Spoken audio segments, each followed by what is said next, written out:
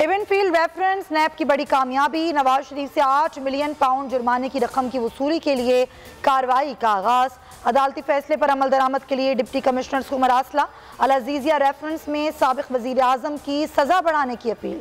Prosecutor ने कहा अदालत ने नवाज शरीफ को कसूरवार पाया लेकिन ज्यादा से ज्यादा सजा नहीं दी। समाअत 3 नवंबर तक मुलतवी।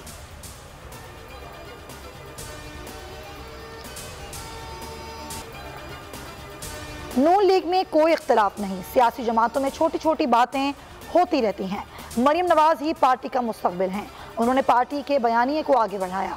राना सनाउल्लाह कहते हैं कल नून, मीम और शीन इनके दाएं बाएं थे। आइंदा इंतखाबात के लिए तैयार हैं।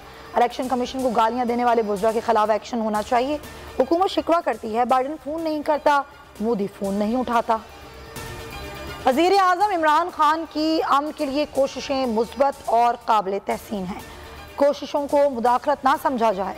तालिबान तर्जुमान ज़बीउल्लाह मुजाहिद कहते हैं पाकिस्तान अफगानिस्तान में अमन का ख्वाह है, मुदाखलत नहीं कर रहा।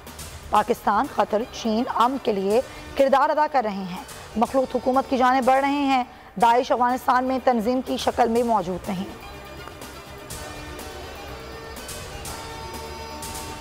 कई ममालिक के पाकिस्तान के मकरूज होने का इंकशाफ। पाकिस्तान ने इराक, बांग्लादेश, श्रीलंका, सूडान और गिनी बिसाओ को कर्जा दिया। 28 करोड़ 26 लाख डॉलर से जायद कर्जा दिया।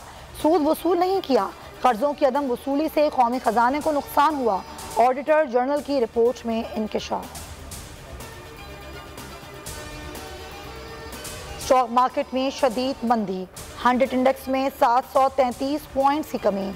इंडेक्स 45,794 की सतह पर आ गया। मार्केट 667 पॉइंट्स की कमी के साथ बंद हुई।